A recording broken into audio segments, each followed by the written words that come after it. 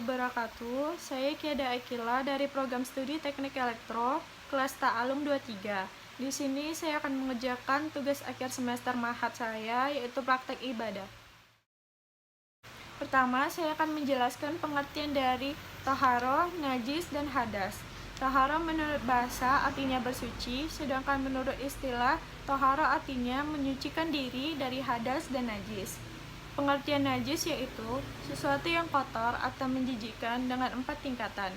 Najis terbagi menjadi 4. Yang pertama ada najis ma'fu, yang kedua ada najis mukaffafah, yang ketiga ada najis mutawasithah, dan yang terakhir ada najis mughalazah.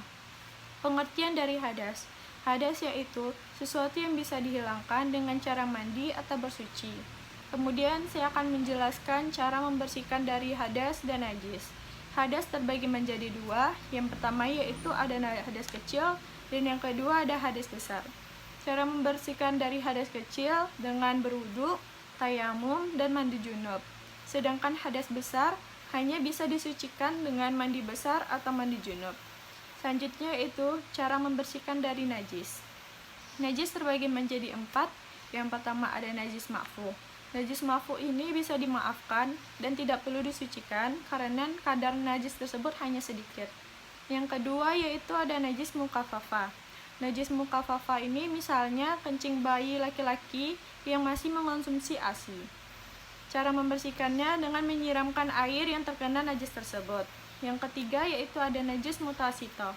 Misalnya yaitu nanah, darah, dan kencing senior yang dewasa.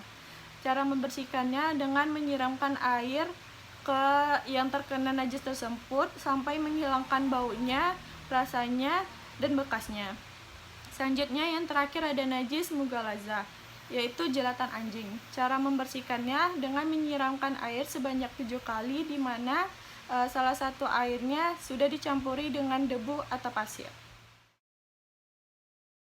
Rukun haji terbagi menjadi 6. Yang pertama ada ihram, yang kedua wukuf di padang Arafah, yang ketiga tawaf ifadah, yang keempat sa'i, yang kelima tahallul, dan yang terakhir tertib. Yang pertama yaitu ihram. Berihram memiliki maksud keadaan suci, tanda dimulainya ibadah haji bagi setiap jemaah. Berihram ini dimulai yaitu dengan membaca niat dan memakai pakaian ihram untuk menutup aurat dan tetap menjaga kebersihan. Yang kedua yaitu wukuf di padang Arafah. Wukuf di padang Arafah ini sebagai inti dalam proses pelaksanaan ibadah haji. Wukuf di padang Arafah ini dimulai pada saat tergelincirnya matahari atau masuknya waktu zuhur, tepatnya pada tanggal 9 Zulhijjah, sampai terbitnya fajar di hari berikutnya, yaitu pada tanggal 10 Zulhijjah. Yang ketiga yaitu ada tawaf ifadah. Tawaf ifadah ini ritual mengelilingi Ka'bah sebanyak 7 kali, di mana jamaah telah sampai di Mina, kemudian melempar jumroh, lalu kembali lagi ke Mekah. Yang keempat yaitu ada sa'i. Sa'i yaitu aktivitas berlari-lari kecil atau berjalan cepat sebanyak 7 kali secara bolak-balik dari Bukit Sarfa ke Marwah, begitupun sebaliknya. Pada saat aktivitas ini di dalam kawasannya jamaah laki-laki disunahkan untuk berlari-lari kecil, sedangkan jamaah wanita disunahkan untuk berjalan cepat. Yang kelima yaitu ada tahallul. Tahallul memotong rambut. Untuk jamaah laki-laki setidaknya memotong 3 helai rambutnya, sedangkan untuk jamaah wanita untuk memotong hanya ujung rambutnya saja. Dan yang terakhir yaitu tertib. Maksud dari tertib ini agar pelaksanaan proses ibadah haji dan umroh tetap berjalan dengan tertib dan berurutan. Selanjutnya yaitu saya akan membacakan kalimat talbiyah. Labbaik Allahumma labbaik, labbaik la syarika laka labbaik, innal hamda wa ni'mata lakal mulk la syarika lak. Bismillahirrahmanirrahim. Assalamualaikum warahmatullahi wabarakatuh. Yang paling utama sekali, marilah kita panjatkan puji dan syukur kita kepada Allah Subhanahu wa Ta'ala yang mana telah memberikan kita rahmat dan karunia-Nya sehingga kita bisa hidup hingga saat ini. Salawat dan salam tidak lupa pula kita panjatkan kepada Nabi besar kita, yakni Nabi Muhammad SAW, hingga kita bisa hidup dengan pedoman dan petunjuk di dalam agama Islam hingga saat ini. Sahabat muslim yang dirahmati Allah Subhanahu wa Ta'ala, saya akan menyampaikan pidato singkat saya yang berjudul Ikhlas dalam Kehidupan. Di dalam ikhlas ini ada berbagai banyak macam dimensi, yakni ikhlas dalam melakukan pekerjaan, ikhlas dalam beribadah, ikhlas dalam beramal, dan masih banyak lainnya. Di dalam ikhlas beribadah ini, kita harus senantiasa ikhlas beribadah karena Allah Subhanahu wa Ta'ala, bukan karena ingin dipuji atau terlihat oleh orang lain atau ingin terlihat soleh, tetapi ikhlas dalam beribadah ini benar-benar karena Allah Ta'ala. Di dalam surat Al-Baqarah ayat 5, Allah Subhanahu wa Ta'ala berfirman, A'udzu billahi minasyaitonir rajim.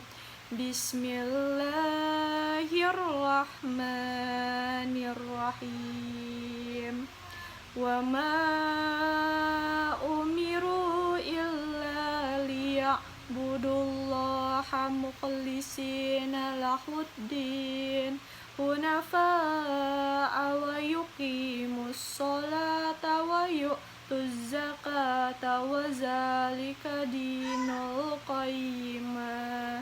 Shadaqallahul azim. Yang artinya tidaklah mereka diperintahkan untuk mengikhlaskan agamanya untuknya. Di dalam surat ini diperintahkan bahwa kita harus berikhlas dalam beragama. Apabila tidak dilandasi dengan keikhlasan, maka agama yang kita anut akan menjadi lebih runyam. Banyak orang yang sibuk dengan dunianya dan tidak mementingkan agamanya. Semoga kita dijauhi dengan hal-hal tersebut. Baiklah sahabat muslim yang dirahmati Allah Subhanahu wa Ta'ala, kita harus menerapkan sikap ikhlas ini di dalam kehidupan kita sehari-hari. Apabila dalam kehidupan kita tidak dilandasi dengan keikhlasan, maka akan mendapatkan ganjaran oleh Allah Subhanahu wa Ta'ala dan tidak akan ternilai di mata Allah Subhanahu wa Ta'ala. Dan apabila kita melakukan segala hal dengan ikhlas, maka akan ternilai di mata Allah Subhanahu wa Ta'ala dan akan mendapatkan pahala dari Allah Subhanahu wa Ta'ala. Oleh karena itu, marilah kita lakukan segala hal kita ini dengan ikhlas dan tanamkan di dalam diri kita apa yang kita lakukan hanya semata-mata karena Allah Subhanahu wa Ta'ala dan tidak ingin dipuji oleh orang sama sekali. Baiklah, sekian pidato yang bisa saya sampaikan. Semoga apa yang saya sampaikan bisa dapat bermanfaat bagi kita semua dan bisa diterapkan dalam kehidupan kita sehari-hari. Amin, amin ya rabbal alamin. Sekian dari saya. Wabillahi taufiq wal hidayah. Wassalamualaikum warahmatullahi wabarakatuh. Baiklah, yang pertama saya akan membacakan niat sholat qashar dan jamak takdim. Usolli fardhu zuhri raqataini qasran majmu'an ilahi asru adaan lillahi ta'ala. Yang artinya, aku berniat salat fardu zuhur 2 rakaat qashar dengan menjamak asar kepadanya karena Allah Ta'ala. Selanjutnya yang kedua, saya akan membacakan niat salat qashar dan jamak takhir. Usolli fardul asri raqataini qasran majmu'an ilahi zuhri ada'anillahi ta'ala. Yang artinya, aku berniat salat fardu asar 2 rakaat qashar dengan menjamaknya kepada zuhur karena Allah Ta'ala. Usolli fardul zuhri raqataini mustaqbilal qiblati ada'anillahi ta'ala. Allahu Akbar. Allahumma ba'id baini wa baina khotoyaya kama ba'atta bainal masyriqi wal maghrib. Allahumma naqqini min khataayaya kama yunaqqa as-sawbul abyadu minad danas. Allahumma ghsilni min khataayaya bil ma'i wasalji wal barad. Bismillahirrahmanirrahim. Alhamdulillahi rabbil alamin. Ar-rahmanirrahim. Maliki yaumiddin. Iyyaka na'budu wa iyyaka nasta'in. Ihdinas siratal mustaqim. Siratal ladzina an'amta 'alaihim ghairil maghdubi 'alaihim waladdallin. Amin. Bismillahirrahmanirrahim. Qul ya ayyuhal kafirun la a'budu ma ta'budun wa la antum 'abiduna ma a'bud wa la ana 'abidum ma 'abadtum wa la antum 'abiduna ma a'bud. Lakum dinukum waliyadin. Allahu akbar. Subhana rabbiyal azimi wa bihamdi. Subhana rabbiyal azimi wa bihamdi. Subhana rabbiyal azimi wa bihamdi. Sami Allah wa hamida. Rabbana lakal hamdu minhu samawati wa minhu ardi wa minhu ma sittah min syai'in ba'du. Allahu akbar. Subhana rabbiyal a'la wa bihamdi. Subhana rabbiyal a'la wa bihamdi. Subhana rabbiyal a'la wa bihamdi. Allahu akbar. Rabbighfirli warhamni wajburni warfa'ni warzuqni wahdini wa'afini wa'fu anni. Allahu akbar. Subhana rabbiyal a'la wa bihamdi. Subhana rabbiyal a'la wa bihamdi. Subhana rabbiyal a'la wa bihamdi. Allahu akbar. Atayatu mubarakatu sholawatu tayyibatu lillah. Assalamu alayka ayyuhan nabiyyu wa rahmatullahi wa barakatuh. Assalamu alayna wa ala ibadillahi sholihin. Asyhadu an la ilaha illallah wa asyhadu anna muhammadar rasulullah. Allahumma sholli ala sayyidina Muhammad wa ala ali sayyidina Muhammad kama shallaita ala sayyidina Ibrahim wa ala ali sayyidina Ibrahim wa barik ala sayyidina Muhammad wa ala ali sayyidina Muhammad kama barakta ala sayyidina Ibrahim wa ala ali sayyidina Ibrahim fil alamin innaka Hamidum Majid. Assalamualaikum warahmatullahi. Assalamualaikum warahmatullahi. Baiklah, saya akan melakukan tata cara tayamum. Pertama, kita menggunakan pasir atau debu yang sudah dibersihkan. Di sini saya menggunakan debu yang terdapat pada tembok. Selanjutnya, kita rapatkan kedua telapak tangan kita, lalu letakkan kepada tembok. Kemudian kita membaca niat dari tayamum, yaitu nawaitu tayamuma li isibahati sholati lillahi ta'ala. Kemudian kita usapkan debu kepada muka kita.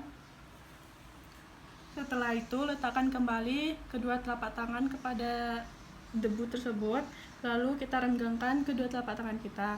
Kemudian tengadakan kedua telapak tangan, lalu letakkan tangan kiri di bawah telapak tangan kanan, lalu dirapatkan. Kemudian usapkan tangan kiri kepada punggung tangan hingga ke siku. Selanjutnya begitu, sebaliknya telapak tangan yang kanan usapkan ke punggung yang kiri sampai ke siku. Setelah itu usapkan tangan kiri kepada jempol yang sebelah kanan. Selanjutnya usapkan tangan yang di kiri kepada tangan kanan kepada jempol yang sebelah kiri. Nah, setelah ini kita membaca niat dari tayamum, yaitu asyhadu alla ilaha illallah wahdahu la syarikalah wa asyhadu anna muhammadan abduhu wa rasuluh. Allahumma ja'alni minat tawwabina wa ja'alni minal mutatahhirina wa ja'alni min ibadika sholihin.